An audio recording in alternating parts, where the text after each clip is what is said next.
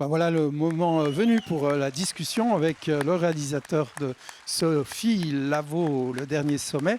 Moi, j'aimerais que vous approfondissiez peut-être comment ça s'est passé ce premier contact avec Sophie Lavaux. On est sur le toit du monde. C'est un truc de dingue, quoi. C'est magique. Il y a cet ami accompagnateur, il me dit ouais, tu sais qu'il n'y a pas de Françaises qui font de la course aux 8000. Et je lui dis, tu sais quoi, je me sens juste pas capable. Alors en fait, ce qui est étonnant dans le personnage de Sophie, comme je le disais en introduction, c'est que c'est pas quelqu'un qui a prémédité ce parcours et cette place qu'elle occupe aujourd'hui en tant que premier Français et première Suissesse au 14-8000. C'est presque arrivé à elle, non pas par hasard, parce qu'elle l'a construit, tout le mérite lui revient. Et il faut pas se tromper, c'est dangereux. C'est putain de dangereux d'aller là-haut. Elle a découvert ce monde et elle s'est jetée dedans au fur et à mesure. Nous avons fait un premier film à l'Everest.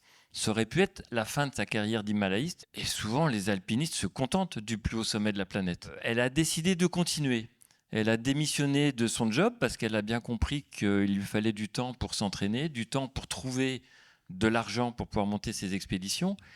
Et il était évident pour moi, venant du milieu de l'alpinisme, qu'à partir du moment où elle continuait de vouloir gravir des 8000 après l'Everest, ça voulait dire qu'en point de mire, il y aurait les 14. Il faut tellement d'audace, il faut tellement d'abnégation pour grimper sur ces montagnes.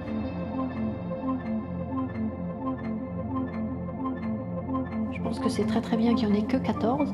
Est-ce que vous pouvez nous dire 2 mots de la descente ? Non, je ne vous dirai pas 2 mots de la descente. Parce qu'en tant que réalisateur dans ce film, j'ai décidé de vous laisser là-haut. C'est un choix de réalisation que le film se termine presque brutalement au sommet. Je vous laisse avec Sophie, je vous laisse avec Dawa. Il fait pas beau au sommet, on est dans la tempête, on n'est absolument pas dans des conditions pour célébrer la réussite de Sophie. Donc y compris pour nous, pendant le tournage, c'était très compliqué. En plus, Sophie est totalement hypoxiée et on est quand même dans ce milieu très particulier de la très haute altitude où le corps humain n'est pas conçu pour survivre. Nanga, c'est une montagne difficile. Alors il s'avère que c'est le dernier.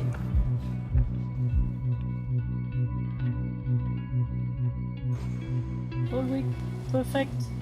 No wind. The snow conditions are not good. Les personnages sont en grande souffrance. Comme j'ai essayé de faire un film sur l'ambiguïté du personnage, l'ambiguïté de la démarche de grimper sur ces grandes montagnes, l'ambiguïté de savoir si le film allait se faire ou non, je voulais a priori laisser le spectateur là-haut avec ses propres questions.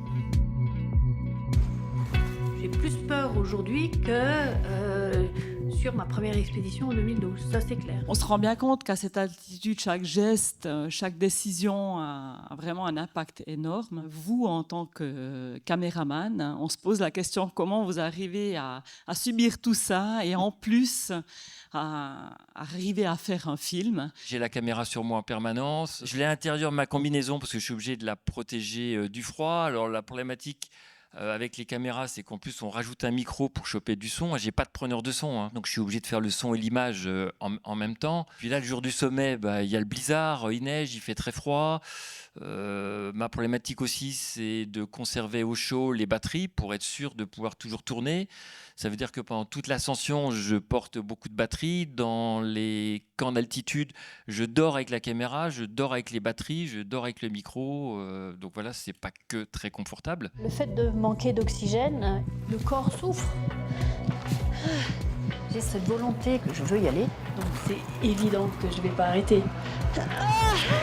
It's moving. Ça va, Sophie ?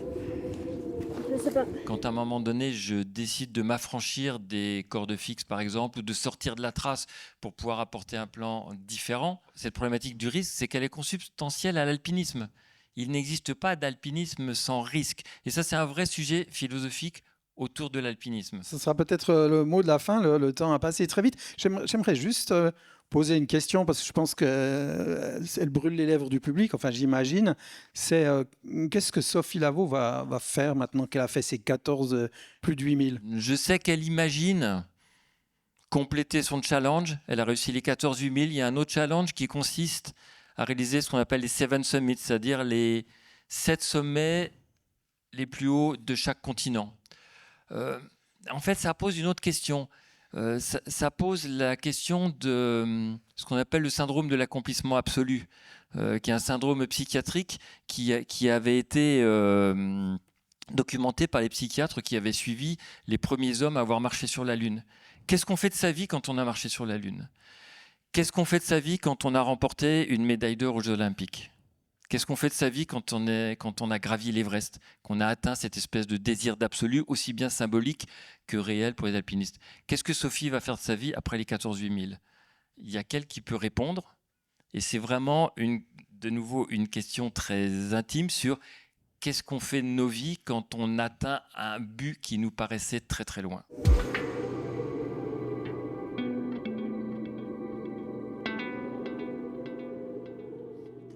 On va rester sur ce beau final, magnifique. Merci monsieur. Merci À à vous. bientôt. Hein.